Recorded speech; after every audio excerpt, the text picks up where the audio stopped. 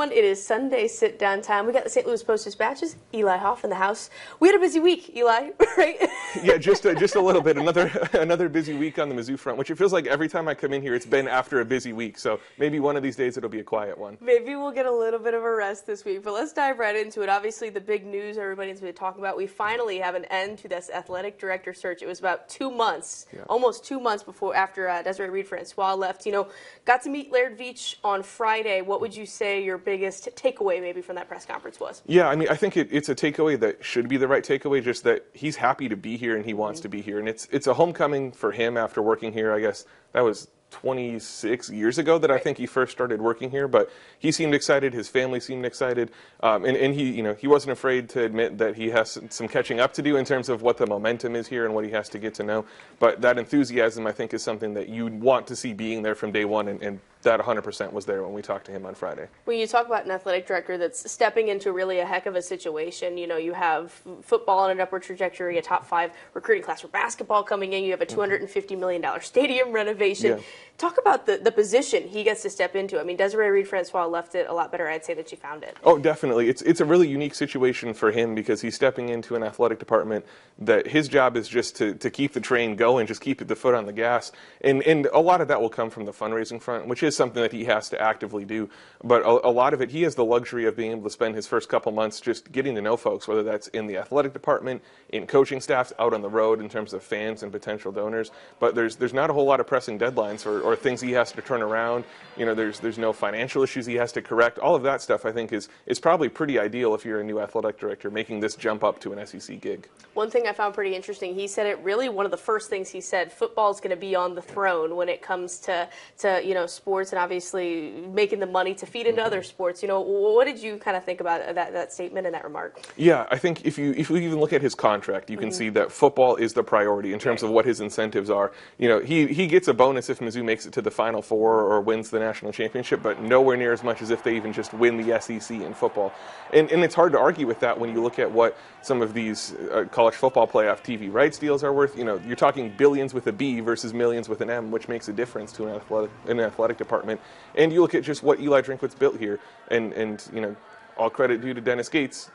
The football team had a better season last year. They have a little bit better foundation for him to work with. When you talk about fourth AD that they've had in 9 years, how important is it for President Moon Choi to say, okay, we've got one that's going to stay here now? Yeah, it's one of those things. I'd asked him about this before, and he said, you know, you never really know, right? You know, Laird Veatch through the process said the right thing, said this is where I want to be. When they gave him a football jersey with number 22 on it because he's the 22nd athletic director, and he said, you know, well, we want this to be for 22 years as well, right? So they're saying the right things right now, but it's not like Desiree Reed-Francois came in and said, oh, I'm only here for 3.5 years until Arizona opens up. Nobody says that. So it's one of those things that just has to be proved down the road.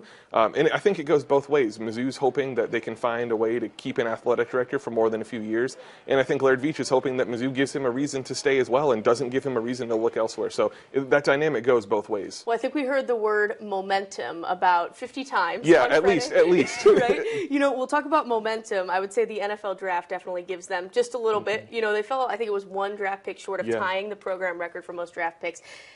What does this do for Eli Drinkwitz? I mean, the 6 draft picks in this year, coming from a year ago when you just had 1. Yeah, I mean, having 6 draft picks I think is really huge. Just anytime you can see Mizzou in that rankings of schools that produce the most picks, I think it also, where it really matters is in the recruiting process, that you have some players like Darius Robinson, Ennis Rakestraw, who came to Mizzou, you know, as they committed in high school, spent their whole tenure at Mizzou, played, in D-Rob's case, more than 4 years, in Rakestraw's case, 4 years, and trusted the assistant coaches and developed into pros, right? But then you also look at, you know, you have someone like, well, you know, Cody Schrader signed as an undrafted free agent, but, you know, he comes in after 4 years at another school, gets a little bit of development from this coaching staff and moves on. Those are 2 different developmental tracks that I think both resonate with different types of players.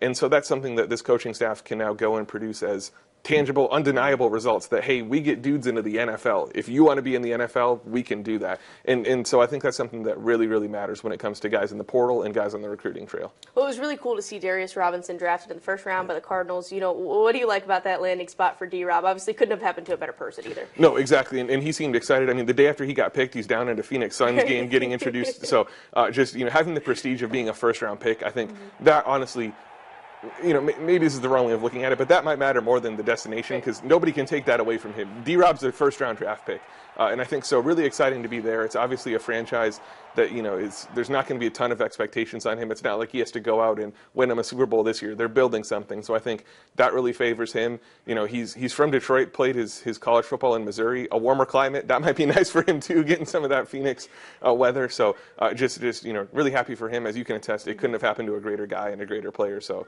it'll be fun to watch him in red next year. Well, I know a lot of folks disappointed that Cody Schrader was not drafted. Obviously, did sign. Really, it seemed like seconds after the draft ended with the San Francisco 49ers. It kind of feels fitting, I guess, to the story of Cody Schrader. Obviously, he was just saying he just needs an opportunity, right?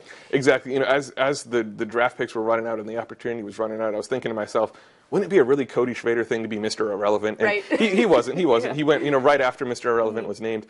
But it's like he wrote it on Twitter that all he needs is an opportunity, all he needs is a chance, and he's going to go all in on that. And by going the undrafted free agent route, he chose the San Francisco 49ers.